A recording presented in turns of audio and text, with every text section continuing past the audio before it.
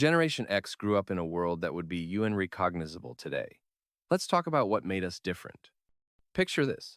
You're 7 years old, sitting in your dad's car, no seatbelt, no car seat, just you and the open road. And then it happens, your dad lets you steer. Your tiny hands grip that massive wheel while he handles the pedals. Today, this would get parents arrested. Back then, it was a Tuesday afternoon. When your mom ran into the store, she'd leave you in the car, alone. 10 minutes turned into 30. You'd fog up the windows, draw pictures in the condensation, and watch strangers walk by. No panic, no police calls. You were learning something crucial: how to be with yourself. The neighborhood was your kingdom. Those woods behind the houses, that empty lot near the shops, dangerous by today's standards. But to you, they were freedom. You'd build forts from scrap wood and old carpet. No adults, no instructions, just raw problem solving. When the roof leaked, you figured out how to fix it. When you got a splinter, you pulled it out yourself.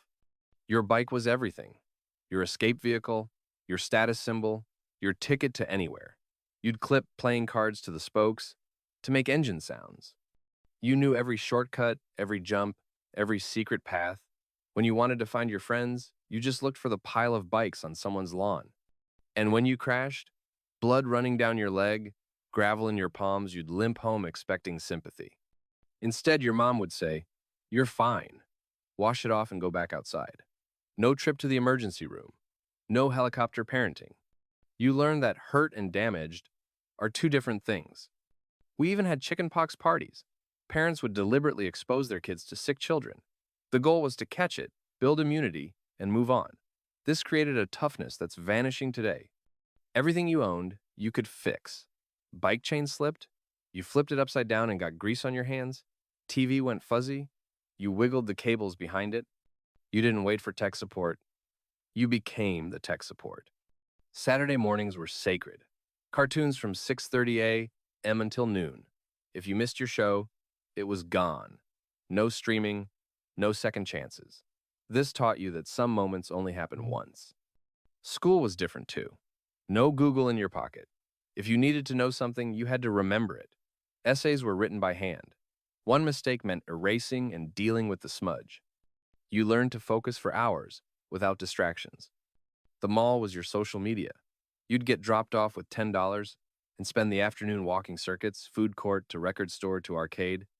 This was where you learned to read people, to navigate social situations, to find your tribe. Your first job was real. Paper routes at 5 a.m. in the freezing cold, fast food counters where you did math in your head when the register broke.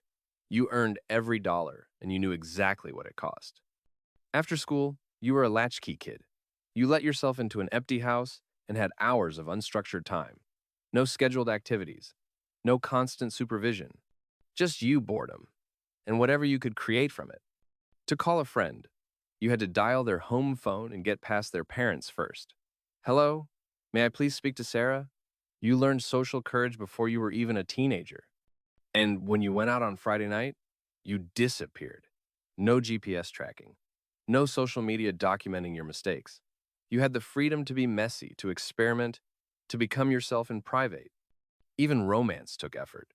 Making a mixtape meant sitting there for hours, timing each song perfectly, writing out the track list by hand. It was work, and because it was hard, it meant something. Here's the truth. You're not outdated. You're carrying skills that are going extinct. While today's world performs for likes and follows, you learn to actually live. You built an internal compass in that supermarket parking lot, and you've been navigating by it ever since. That's the Generation X difference.